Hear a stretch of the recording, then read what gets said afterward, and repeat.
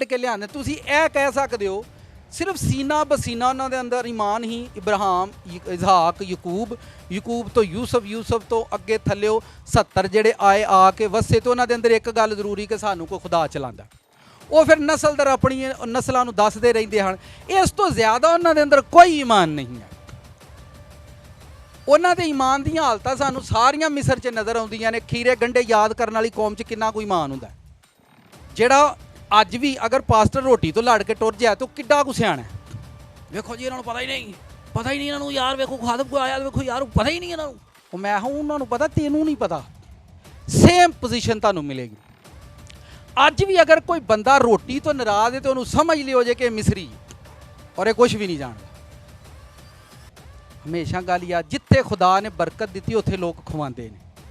गंदा आदमी अपने ना रखना ना उहदे साए थले रहना चाहे वह लीडर हो, वरना तुहाडी खिदमत ते उहदा साया रहना तो तुसां अगे वधना कोई।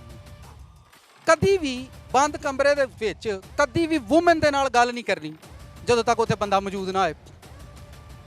कदी भी बंद कमरे च औरत दुआ नहीं करनी जदों तक उत्थे बंदा मौजूद ना होए।